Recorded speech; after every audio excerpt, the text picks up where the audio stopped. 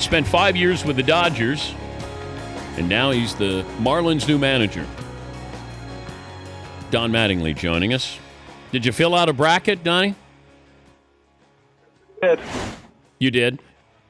Oh yeah. How's it look? For points, we just have point. I think we're in second place right now, and I will admit that Preston, my son, he's the basketball junkie, so he's the one that filled out the bracket. How far do you have Indiana going? I think we had Kentucky knocking them off, so that bracket didn't do real good. We were perfect the first day. Michigan State put a hurting on us. Good the third day, and then the fourth day hurt us again. So we're right in the mix. Yeah, you're not alone. We all got hurt with. I had Kentucky over Indiana. Well, you're an Indiana guy. I thought you would go with the Hoosiers there. Well, when there's points involved, and I guess and I wasn't the one picking. If it was my heart, I would have had Indiana. Did you play high school basketball? I did. How good?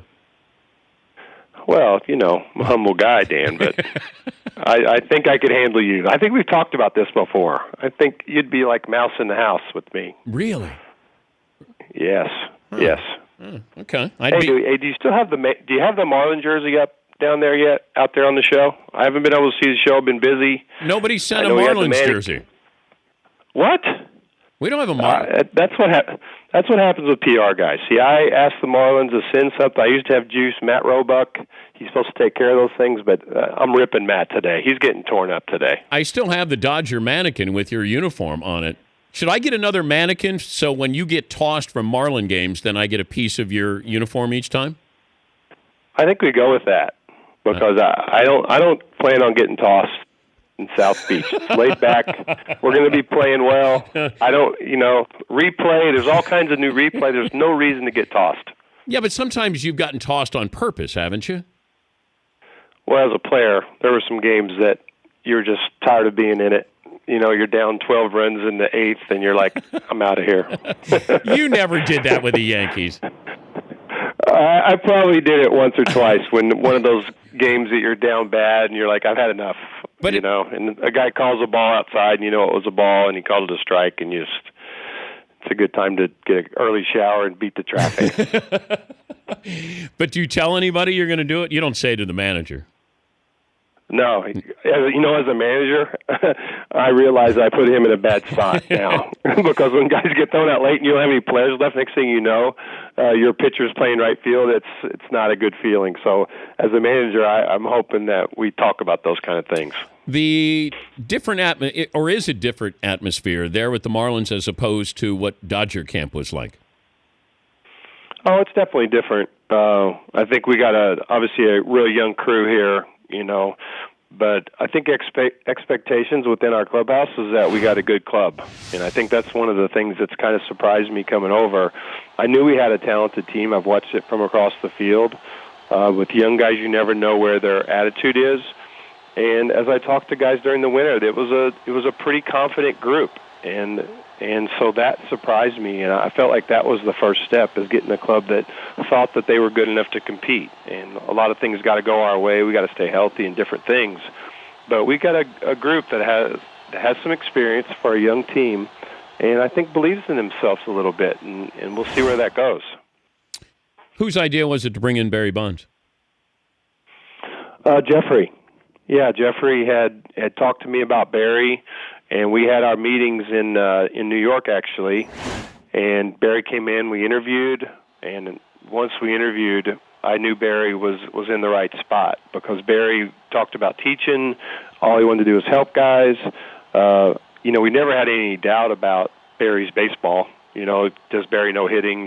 Can Barry help guys with hitting and things like that? That part really wasn't a question. I think the biggest question, and I had to talk to Barry about it, was do you understand the time?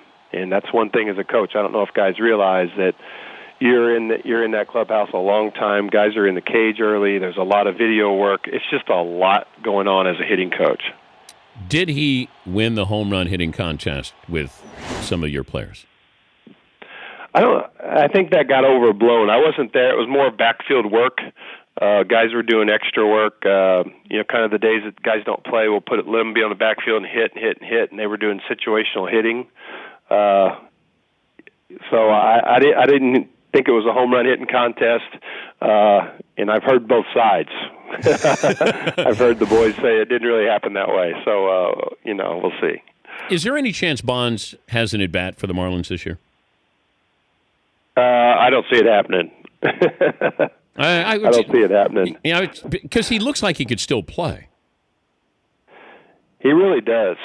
But, at 51, at some point, the reactions go. It's like the old boxers. They still think they can box. And then they get hit in the face, and 10 seconds later, time delay, they try to block it. When's the last time you hit a home run? The last time I played.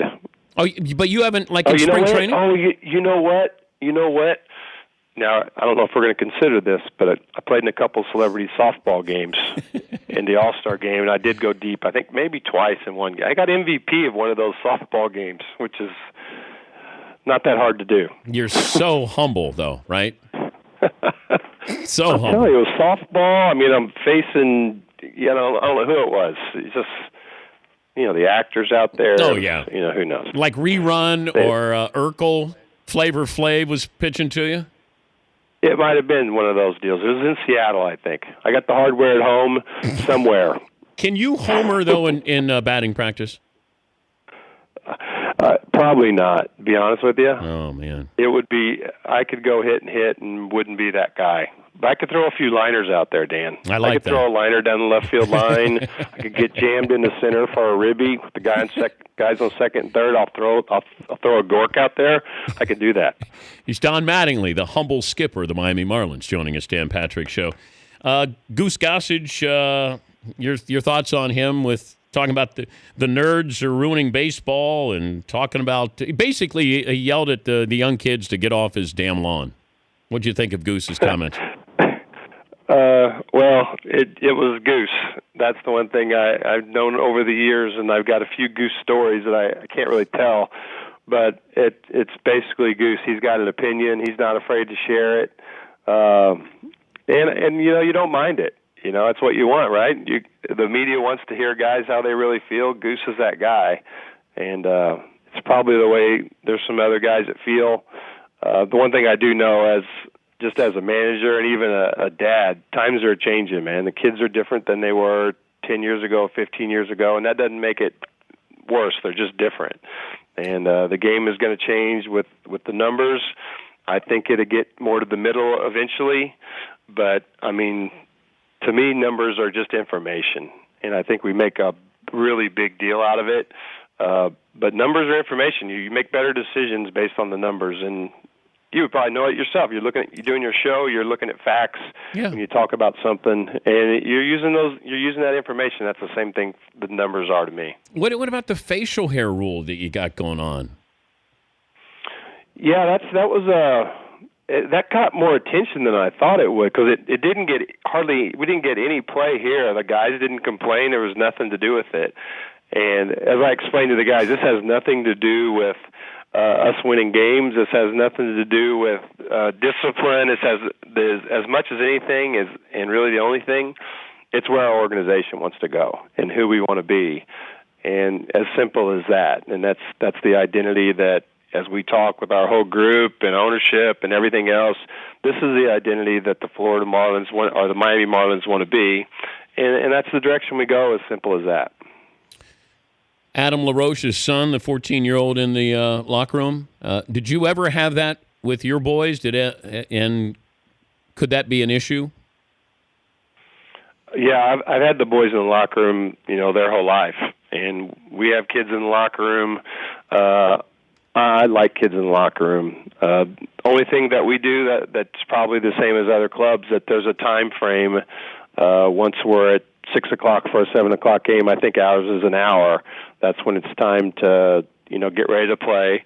And you shouldn't have to, you don't want to have the kids in there at that point, for respect to the other guys that are getting ready to play. And the one thing you ask the kids, and almost every guy does, they know, how the locker room works and how kids are supposed to act. And I love them in there, to be honest with you. I think it keeps our guys real, it keeps them relaxed, and it's a good thing. All right, I'm going to get another mannequin. I'm going to set the over/under on May 30th, the first time you get tossed. Oh, definitely over. Go over that. That's an over. I'm serious. I think this is a 0 year. I could feel it coming, a 0. You're calling a perfect season? I am. I feel so calm right now, Dan. I'm just, right now, it's just a sea of serenity going on in my mind. All right. I'm definitely taking the under on May 30th with you. Definitely. But I'm rooting for you to have a perfect season. I am. I want you to have like Zen. You got it, and I appreciate that because that's like Indiana and Kentucky. The kid puts Kentucky down. I want to win the bracket, but I'm really rooting for Indiana. That's the way we roll. Good luck. Always great to check in with you, and good luck with your brackets as well. All right, thanks, Dan. That's Don Mattingly.